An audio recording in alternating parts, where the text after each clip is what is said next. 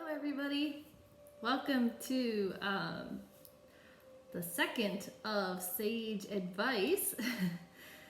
So last time we talked about parsley and sage, and today I'm going to talk to you a little bit about the two herbs basil and thyme. So first an update on my little seedling pots. It's been about a week or so, and there's my sage starting to grow. And then the parsley is doing even better. We've got parsley seedlings. So that's exciting, especially given that we have like 8 feet of snow out there now. So anyway, let's talk about basil first. So basil is an herb that you have to plant annually. So it doesn't come back on its own. And there are many different kinds of varieties. I like sweet basil. It's usually pretty easy to grow. This is what it looks like on the seed packet here. So the broad, flat, shiny leaves usually grow to be about 18 inches tall. And there's actually so many varieties of basil out there. I didn't even realize how many. There's some called cinnamon. There's lemon basil, I'm sure you've heard of, but there's even basil that's not green. Like there's purple basil, and there's even one called holy basil, which is kind of reddish and has rough edged leaves and is actually used in a lot of Indian food. So that's pretty cool. And of course we like to put basil on all kinds of things, particularly tomato dishes. So I like to grow fresh basil. But some of the things that basil is actually good for is it's very high in vitamin K and A, and it also has a lot of minerals like magnesium and copper, and also calcium for your body, so that's really good.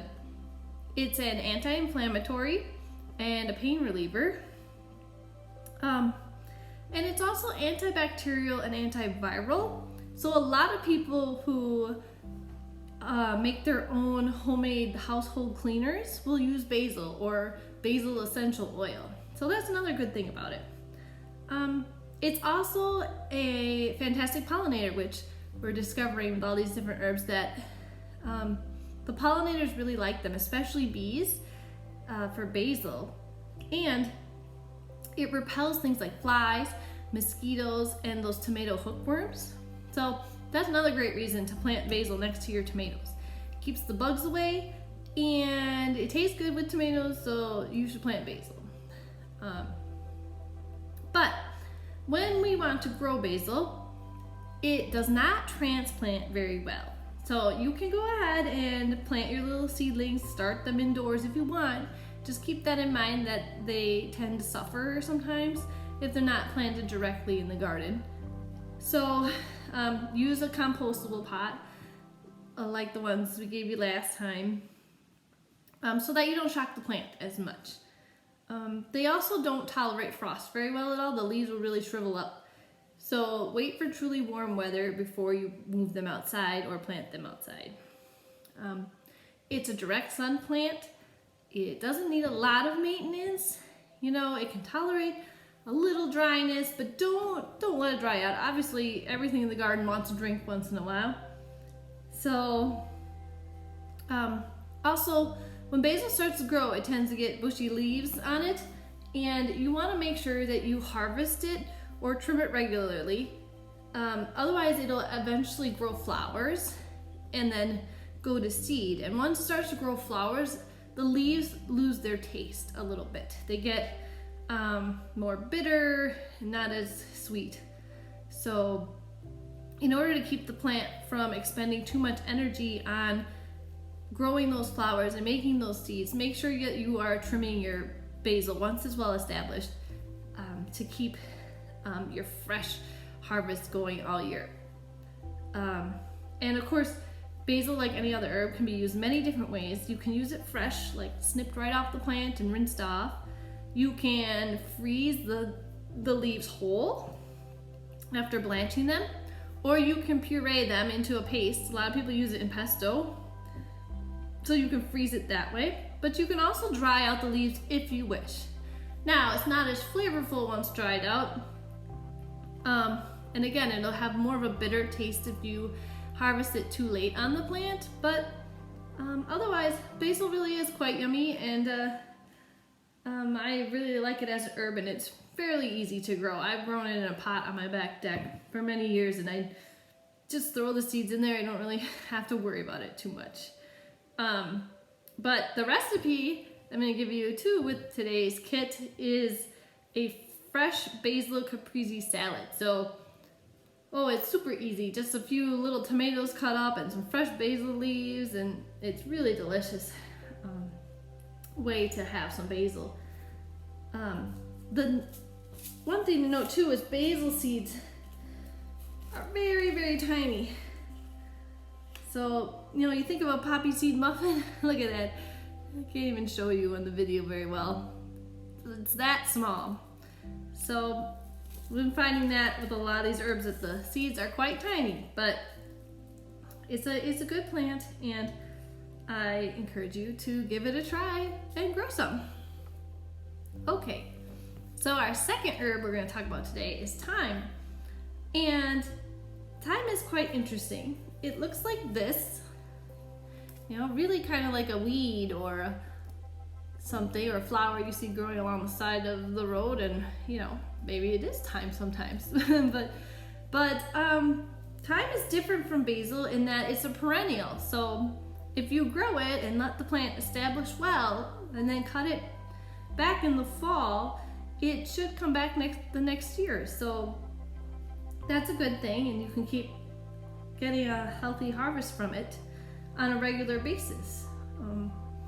But a fun fact about thyme is that there was many myths about the plant actually a long time ago. In medieval times, they believed that if you ate thyme, that is what would allow you to see fairies. So I don't know, maybe we need to grow some and give it a try, see if we can see those fairies. It was also a symbol of bravery for knights, so they would pick sprigs of thyme and stick them in their armor, or they would, if they had like a handkerchief or a scarf or something, they would embroider images of thyme on their clothing to make them brave. So that's pretty cool. But it was really used a lot as a method of fighting the common cold, so they make a thyme tea, or it's good for lowering blood pressure or enhancing your mood. So those are fun things. About growing it, it does take longer to germinate, about a month for the seeds to start to establish, and then it can take almost 200 days before you have a good plant that you can harvest from really well. So in a way, it's great that it's a perennial, because if you grow it in your garden this year, maybe you don't get as good a harvest, or as long of a chance to collect from it. But then when it comes back next year, it'll be more well established. So again, it's like a lot of herbs, it doesn't like transplanting, as well as direct sowing, and it does not tolerate frost at all. You definitely have to wait for the last frost to be done and gone before you put it outside, or it will suffer direct sunlight again and warm temperature. It is considered drought tolerant once it's established, so thyme does not do well with wet roots. So you do not want to overwater it. You don't want it in a low spot in your garden or in a pot that's constantly full of rainwater or something. You want to make sure that it does have a chance to dry out. But then make sure you cut it back in the fall and put some mulch on it, because then it can overwinter and come back. And how is thyme used? Well, it's usually in the stews and meat dishes, because it has a bigger, savorier flavor. You want to trim off the top of the plant when you harvest it, because there's woodier portions in the stems, and you don't want to eat that part. You can, refrigerate it or freeze it to keep it fresh. It can also be dried. Because it's such a stronger herb, this recipe for the thyme is going to be a crispy herb roasted potato recipe. So we like to roast some little potatoes here and throw some thyme and rosemary and other things on it, and it's pretty tasty. So we'll give that a try this time around. And if I thought basil seeds were small, whew, thyme seeds. I don't even know how you separate out these individuals. Just pour a little package into one little hole. Cause look at, I can't even show you. It's so small. I wonder if I can get. It's literally like a sliver or a pencil lead on the end of my finger. It's so tiny. So amazing what we can grow for something so small. But yeah, I hope you pick up a kit from us and try some of these seeds. Try to grow your own herbs and see what happens, what you can do with them. But then we're going to move on today to the project for today. And we're going to make a self-watering planter out of a 2-liter bottle. So that's a fun way to start seedlings or even just grow herbs in your windowsill. So let's get that started. To make our self-watering planter, we're going to need a few supplies. So I've got my 2-liter bottle here with the cap, and I've taken the label off as best I could. It's not perfect, but I'm not going to worry about that. And then I've got some cotton string, 3 lengths of it, which are going to act as the water wick. And I've got some potting soil, a knife and scissors to cut my bottle with. I have a drill there to drill my cap, as well as some newspaper and the seeds. And I also have some decorative paper and tape, which I'll use to cover the bottle later in order to prevent algae growth in my water reservoir. So to make our self-watering planter, first thing you need to do is rinse out your 2-liter bottle. And I took the label off just so I could see what I was doing. You can leave it on if you wish. Doesn't really matter. But then we need to prepare our cap. So you need to put holes in the cap in order to have a place for the wick to run and a couple of drain holes because you don't want the soil to be too wet all the time. So I just used a drill and drilled 5 holes in my cap. And you can do as many as you want, but I would recommend at least 5 so that you have wick holes as well as drain holes. And now we're using a cotton string as our wick, and I have 3 lengths of 15 inches long, and I want to line up 3 of the ends and go ahead and tie them together about 3 inches from the end. So just a simple knot. I want this end will be the end that hangs down into the reservoir of water, and then these parts will go up into the soil to act as the wick for our water. So after I have my knots tied, I'm simply going to put my wick through the holes in the cap.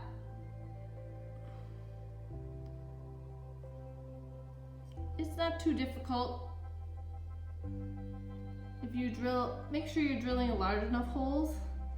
I think mine are 1/8 of an inch. You'll probably go a little bit larger, but you still want your cap to have some integrity, so don't,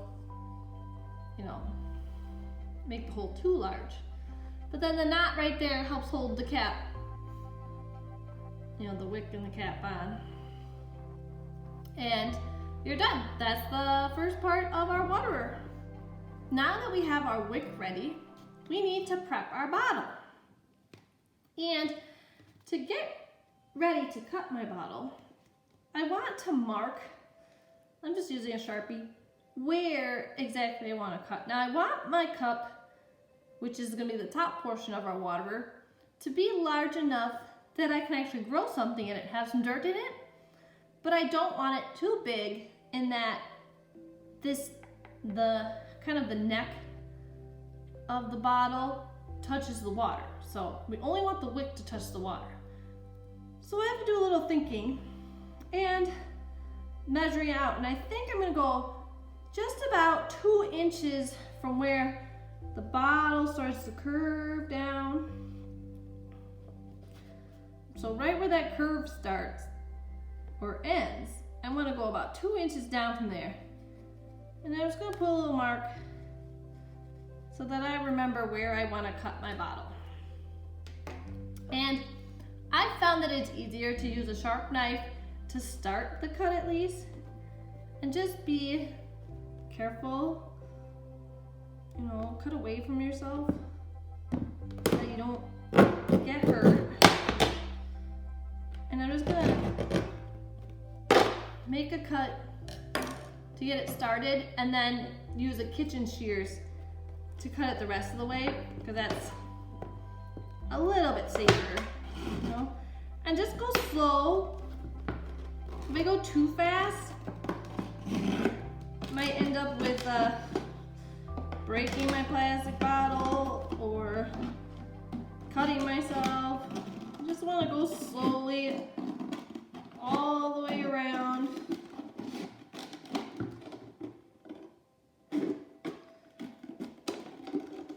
My 2 liter here. Doesn't have to be perfect. I'm not worried about it being perfectly straight. You can always draw the line all the way around if you are wanting it to be a little neater. But there. So now I have my 2 parts, and I'm just gonna test it. I'm gonna stick the cup part upside down inside the reservoir.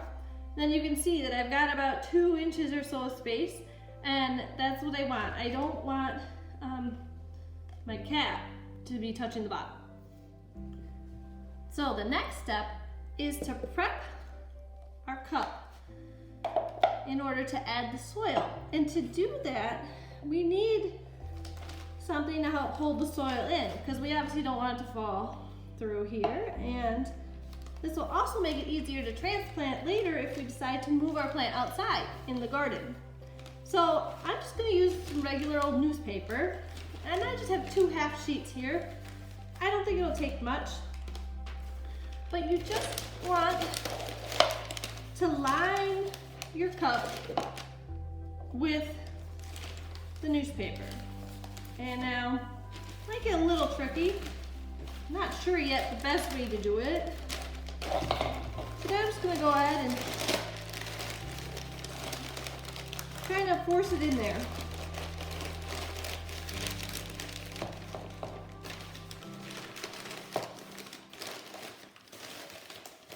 I'm gonna press it all the way in to the cup and get it as tight through the plastic as I can so that I have as much space as possible for my soil. And it's okay if it gets folded up or torn a little bit. Newspaper is decomposable, so it won't harm the plant in any way. I just want to get it down in there really good. Spread it out really good so that there's a nice amount of space. I don't know if you can see that, but my cup is still hollow inside. I just have the newspaper lining the outside edge.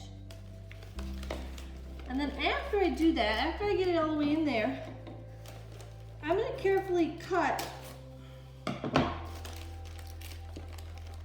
and just a little bit along the edge here. Cut the newspaper down. I still want to leave it attached. I want to hang it over the sides of my cup,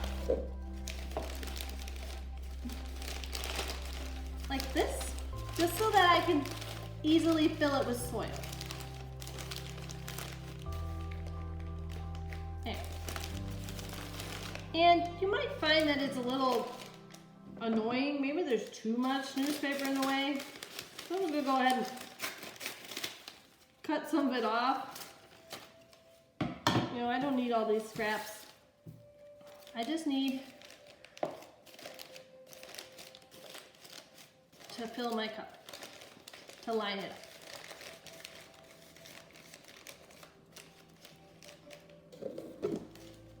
Like that.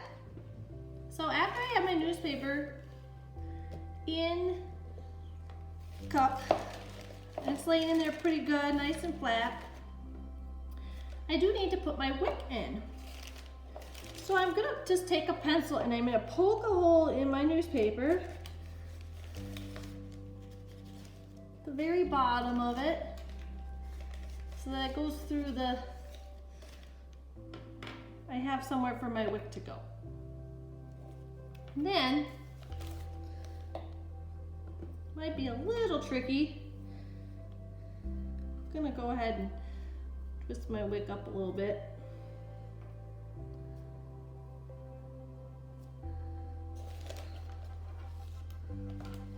Maybe make my hole a little bit bigger. But I need to feed my wick in.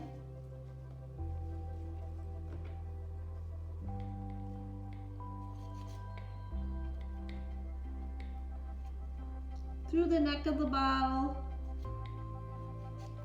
and into the hole of my newspaper.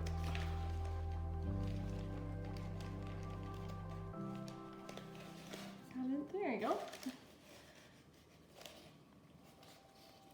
So I want to pull it all the way through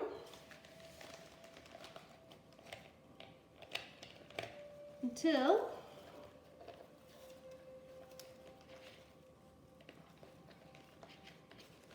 I can screw the cap on, just like that. So now I got my wick in,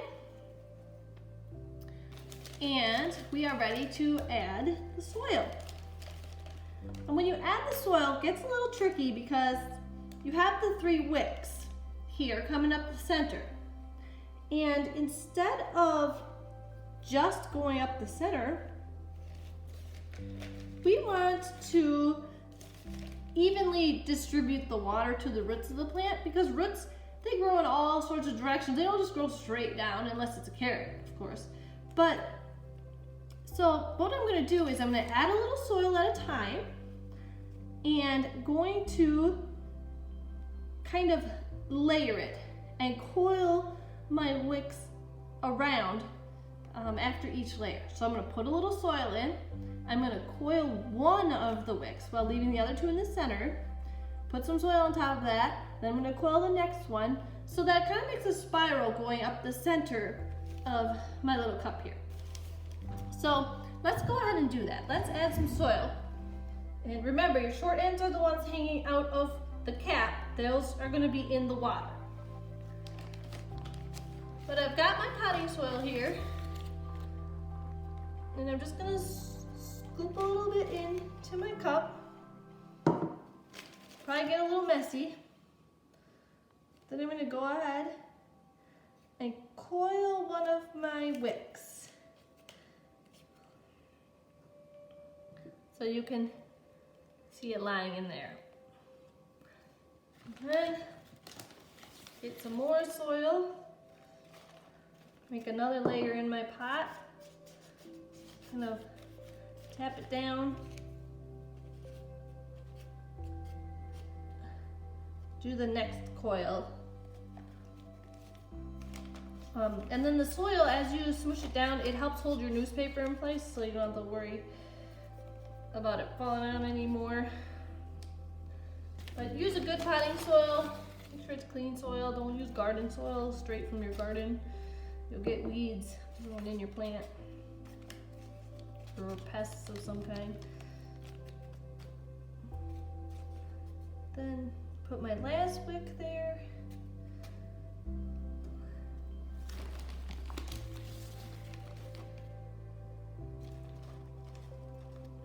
Fill my cup up to the, almost to the top there.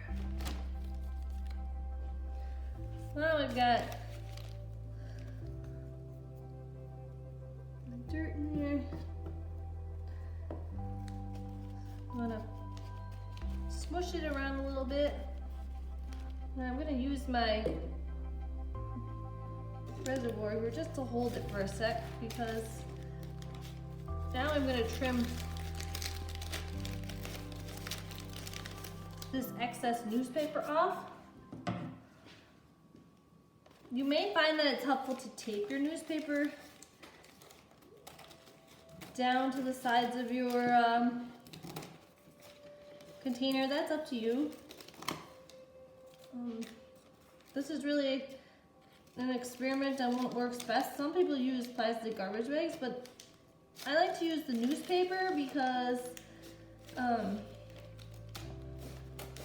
it's compostable, and then you can, if you decide to transplant your plant outdoors, you can go ahead and do that right away, straight with the newspaper. If I did it in a plastic bag, the plastic bag would not decompose in the garden soil.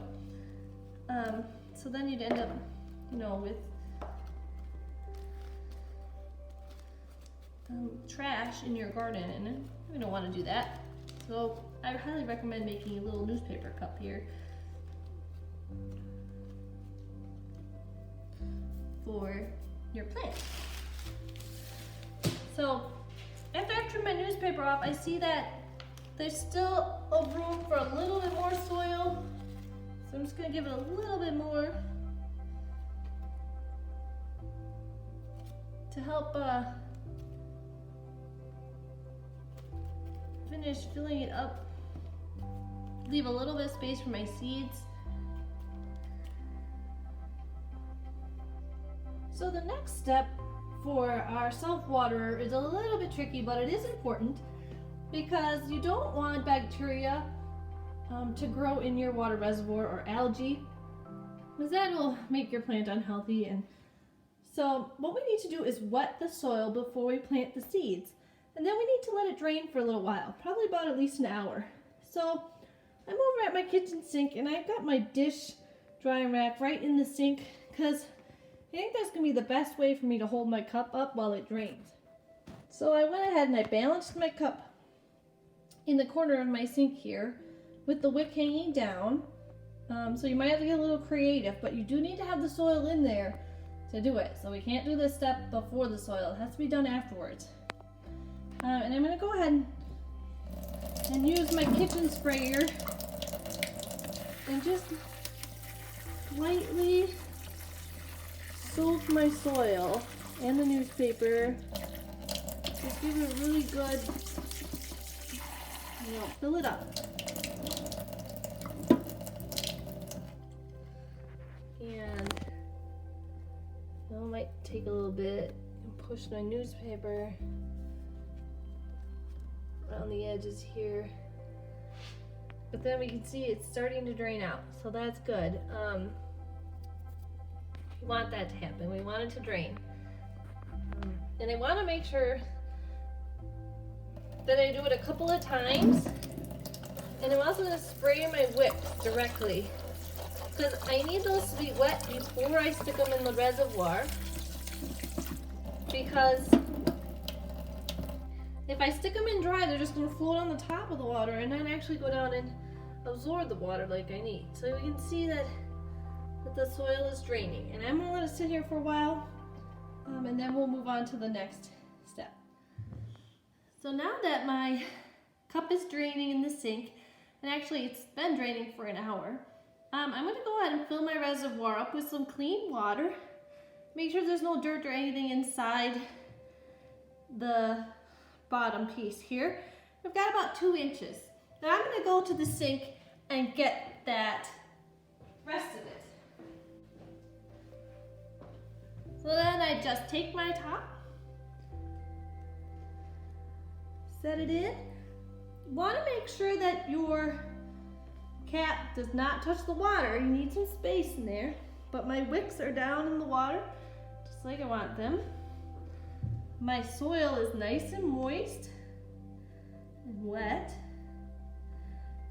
And now it's time to go ahead and plant our seeds that we wish to grow. And I'm going to go ahead and use some of the basil seeds we've got. Because basil, I like basil, and it sprouts pretty quickly. So I'm just gonna go on and get some of those basil seeds in there. Cover them up with some of the soil. There. So now my planter is planted and it has water in it. Now sometimes, every couple of weeks or so, you're gonna wanna take the top off, and in order to refresh the water, and you might wanna give it a good sink drain again, just to keep your wick clean. The wick is made of cotton again, so that's organic. So eventually it will rot off, but hopefully by that point you'll have roots growing in your plant, and the roots will grow down in the holes of the cap, and you don't need a wick anymore because you have good roots established. Sometimes this top part, the cup, gets suctioned into the base, and so you might want to drill a little air hole like I did right in the side. That helps relieve the pressure, and then a vacuum won't be created as strong, and you'll be able to remove the top if necessary. Another trick you may want to consider is, because algae can potentially grow in your water reservoir, you might want to consider decorating it and blocking the light by covering it up with paper. So I might take some construction paper here and I'll cut it so that it doesn't block the top, but I'll block the light from the bottom. And that way the plant will still get sunshine, but my water won't get so dirty as quickly. Again, that's optional. You could just keep an eye on it and change the water out more often. But if you want this to really be a take care of itself, low maintenance, recyclable planter, you may want to cover it up with paper. And of course the paper can be decorative. It can really make it fun, you know? So I hope you've had a good time learning about basil and thyme, and that you get a chance to make some of these little planters. Again, if my basil grows really well and I decide to move it out to my garden, I can just remove this whole top, the plant and all the newspaper, everything that's in it. And I can even be able to reuse my recyclable waterer here with another plant after the basil is done growing. So really, it's a great option, kind of a fun little garden technique, and I hope you all are well and happy, and we'll see you next time.